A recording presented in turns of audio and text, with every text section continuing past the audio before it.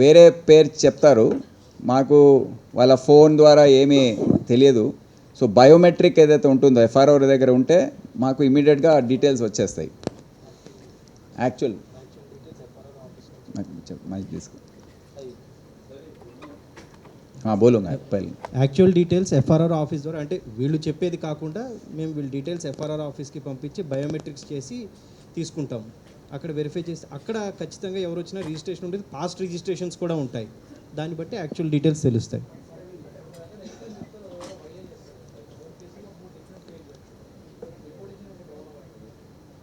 అంటే deportation actual first ఎప్పుడైతే వస్తారో దాందే ఒరిజినల్ రికార్డ్ తోటి ఉంటుంది. అది తర్వాత సబ్సిక్వెంట్గా వాళ్ళు ఏమైనా చేంజ్ చేయాలనుకున్నా కూడా అది మళ్ళీ తెలిసిపోతుంది. సో వాళ్ళు మేబీ వేరే పేరు మీద కనుక వచ్చినా కూడా వాళ్ళు ఈ ఒరిజినల్ దాంతో వెరిఫై చేస్తే ఒరిజినల్ నేమ్ ఏది ఉందో దాని పేరు మీద డిపోటేషన్ అవుతుంది.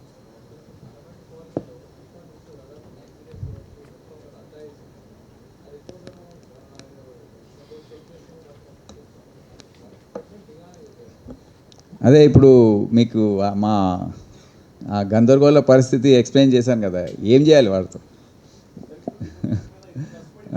అరెస్ట్ చేస్తే వాళ్ళకు మెయిల్ చేసినట్టు అవుతుంది. They want to be arrested.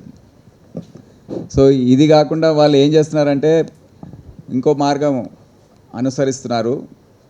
Local ఎవరైనా పెళ్ళి చేసుకోవడం, లేకపోతే వేరే కొన్ని కమ్యూనిటీస్ ఉన్నాయి వాళ్ళతో పెళ్ళి చేసుకుంటే మళ్ళీ 498A కేసు కూడా పెట్టిస్తున్నారు.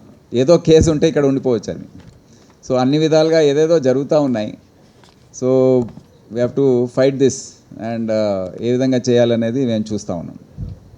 అంటే ఒక డిటెన్షన్ సెంటర్ కూడా జోగిపేట్ సబ్ జైలు ఏదైతే ఉందో అక్కడ ప్రారంభించడానికి ప్రయత్నిస్తున్నాము. చీఫ్ ఆఫీస్ అక్కడ అన్ని రిపేర్స్ కూడా నడుస్తూ ఉన్నాయి. అక్కడ డిటెన్షన్ సెంటర్ స్టార్ట్ అవుతే ఇటువంటి వాళ్ళందరినీ తీసుకెళ్ళి అక్కడ పెట్టి అక్కడ నుండి మళ్ళీ డిపోర్ట్ చేయడానికి అవకాశం పెరుగుతూ ఉంటుంది. ఎందుకంటే మా CCS ఇప్పుడే ఒకటే లాకప్ ఉంది, దాంట్లో 4-5 కన్నా ఎక్కువ వాళ్ళని చూసుకోవడం, అది కేర్ చేయడము చాలా రిస్క్తో కూడుకున్న పని. సార్ వీళ్ళు అరెస్ట్ అయ్యి జైలుకి వెళ్ళిన తర్వాత వాళ్ళు బెయిల్ మీద మళ్ళీ బయటకు వస్తున్నారు. అప్పుడు మీరు వారి మీద నిఘా ఏర్పాటు చేయకపోవడంలో ఇలాంటి రిపీట్ అవుతున్నాయా కేసెస్? అంటే ఇప్పుడు వాళ్ళు బయటకు వచ్చిన తర్వాత ఎక్కడ వెళ్తున్నారు అనేది వీఆర్ ఏదో ఇక్కడ లోకల్ క్రిమినల్స్ అయితే వాళ్ళకి అడ్రస్లు ఇవి ఉంటాయి, చుట్టాలు ఉంటారు, వీళ్ళకి ఎవరు లేరు. సో ఎంత నిఘా పెట్టాలి? ఏదో ఒక ఇంట్లో ఉంటారు, నెక్స్ట్ డే మార్నింగ్ వెళ్తే అక్కడ ఉండరు, మాయమైపోతారు. ఇప్పుడు డిపోటేషన్ మీద మళ్ళీ పట్టుకొచ్చి మేము ఇల్లీగల్ డిటెన్షన్ నిఘా ఎంతమంది నేను పెడతాం? ఫోన్ నంబర్స్ కొత్త పాత సెల్ ఫోన్ పడేస్తారు, కొత్త సెల్ ఫోన్స్ తీసుకొని కొత్త సిమ్ము అంతా కొత్తది చేసుకుంటారు. Voice over internet protocol, VoIP calls only వాడతారు, మేము ట్రేస్ చేయలేము. సో అన్ని విధాలుగా టెక్నాలజీ పరంగా మొత్తము ముస్తాబై ఉన్నారు వీళ్ళు, అంతా ready. In fact major cyber crimes కూడా మీకు తెలుసు, ఆ 2-3 ముఠాలు చూపించినప్పుడు దాంట్లో ఎక్కువ శాతం వీళ్ళే ఉంటున్నారు. సార్ ఎన్నో స్టెప్స్తో కూడిన ఈ ప్రొసీజర్స్ మొత్తాన్ని కూడా కంప్లీట్ చేసి వీళ్ళని డిపోర్ట్ చేసి వాళ్ళ స్వదేశానికి పంపిస్తారు. పంపించిన తర్వాత కూడా వీళ్ళు తర్వాత మళ్ళీ ఏ ఫేక్ వేసోలో పెట్టుకొని మళ్ళీ రిటర్న్ అయితే పరిస్థితి ఏంటి సార్?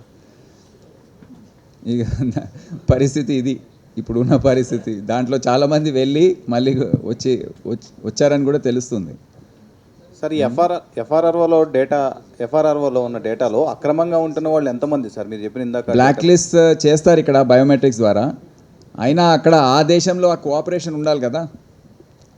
ఏదైతే దేశానికి మేము రిటర్న్ చేస్తున్నామో అక్కడ ఈ వ్యూ ఈ విధంగా మనం ఏదైతే మనం ఇక్కడ ఇబ్బంది పడుతున్నామో మనం బాధితులం, కానీ అక్కడ అరే మన దేశస్తులు బయటికి వెళ్తున్నారు, ఇంకా అటువంటి అవుట్లుక్ వాళ్ళు ఏదైతే ఏ యాంగిల్ అయితే చూస్తున్నారో అది వేరే విధంగా ఉంది. సరే ఒక్కొక్కరికి బయటికి పంపించడానికి ఎంత ఖర్చు అవుతుంది సార్? సుమారుగా అంటే ఎంత ఖర్చు అవుతుంది? డిపెండ్స్ అండి. ఒక నెల రోజుల పాటు వారిని కొన్ని సందర్భాల్లో ఎయిర్ టికెట్ కూడా కొనవలసి వస్తుంది. సో ఎయిర్ టికెట్ కొనకపోతే ఒక్కొక్కరికి 1,50,000 నుంచి 2 లక్షల వరకు ఖర్చు అవుతుంది. భోజనాలు అది కూడా వాళ్ళు బాగానే తింటారు. సరే ఇప్పుడు పట్టుకున్న 4 కేసెస్లో కన్జ్యూమర్స్ లిస్టులు అంటే ఎవరైనా సినీ సెలబ్రిటీలు కానీ ఎవరైనా ఉన్నారా సార్? పడండి కన్జ్యూమర్స్ లిస్ట్లో సార్ ఈ డ్రగ్స్ కన్జ్యూమర్ లేదు దీంట్లో అయితే పేర్లు చదివాను కదా, ఇది అంత హై లెవెల్ గ్యాంగ్ కాదు ఇది.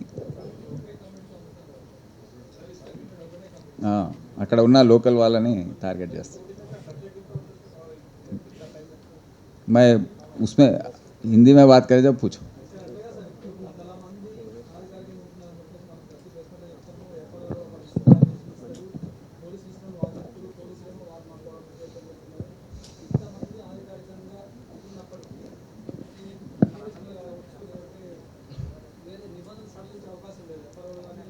అదే యాక్చువల్లీ మొన్న యూనియన్ హోమ్ సెక్రటరీ గారు వచ్చారు మొత్తం బృందంతో.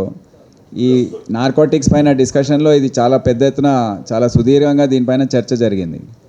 అన్నీ చెప్పాము ఈ విధంగా ఉంది పరిస్థితి అంటే, అప్పుడు చేస్తున్నాము వీఆర్ టైటనింగ్ అప్ ప్రాసెస్, మొత్తం దేశంలోనే టైటన్ చేస్తున్నాము. ఫారెన్ నేషనల్స్ ఇక్కడే కాదు, బంగ్లాదేశీస్, రోహింగ్యాస్, దాని అందరి పట్ల కూడా కొన్ని వేరే విధంగా ఒక సిస్టమ్ తీసుకొస్తున్నామని చెప్పారు. మళ్ళీ అప్పటి వరకు వేచి చూడాలి.